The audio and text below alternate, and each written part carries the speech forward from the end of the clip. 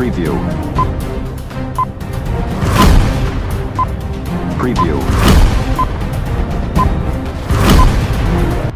मी हे नामांकन यात्रा काढलेली आहे आणि आजच्या रॅलीनं हे सिद्ध करून दाखवलं जाणार आहे. काही निवडणूक नाही, जन आंदोलन आहे आणि मग प्रत्येक पक्षातला कार्यकर्ता स्वाभिमानानं समोर येईल.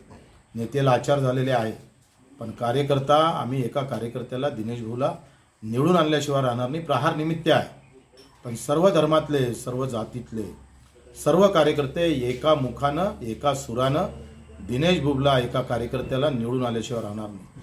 25 वर्षातली ही मेहनत दिनेश भाऊची खऱ्या अर्थानं त्यांच्या वडिलांचं पुण्याचं काम आणि दिनेश भाऊचं सेवेचं काम ही निवडणूक जिंकवल्याशिवाय राहणार नाही, एवढं मात्र निश्चित आहे. मला असं वाटते या मतदारसंघामध्ये कोणाची लाट नाही. एक नकार मात्र नक्की आहे, नवनीत राणा नको.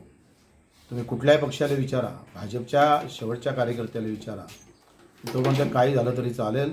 यावेळेस ज्यांनी आमच्या कार्यालय फोडलं, ज्यांनी भाजपच्या कार्यकर्त्याचं रक्तबांबळ केलं, नव्हे तर तुषार भारतीसारख्या एका चांगल्या कार्यकर्त्याच्या घरावर जाऊन गाडी फोडण्याचं काम केलं.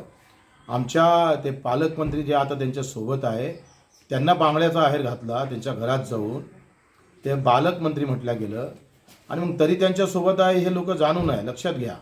आणि म्हणून सगळ्या इव्हन ज्या पक्षाची तिकीट घेतली त्या पक्षातला कार्यकर्ता लाचारी घेणार नाही, स्वाभिमानानं तो निश्चितच मी सांगतोय हे निवडणूक कार्यकर्त्याच्या बाजूने उभी केल्याशिवाय राहणार नाही.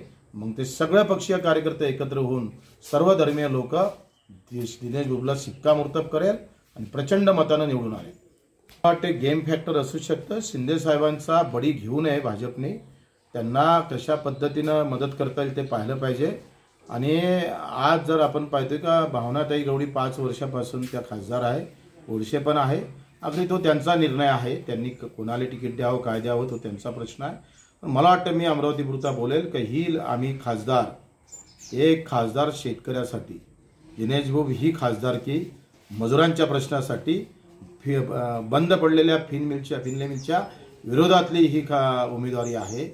शकुंतलासाठी ही उमेदवारी आहे. संत्र्याचे झाडं उपळावं लागले केंद्राच्या धोरणामुळं, त्याच्यासाठी ही उमेदवारी आहे. आणि मग शेतकरी, मजूर आणि छोटे छोटे व्यापारी याचं सगळं दुकान बंद करण्याची व्यवस्था येत्या 5 वर्षात सरकारची आहे.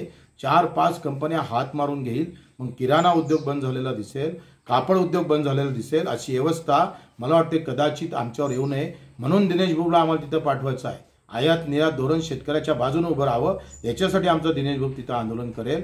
एक खासदार म्हणून सक्षमपणे उभा राहील.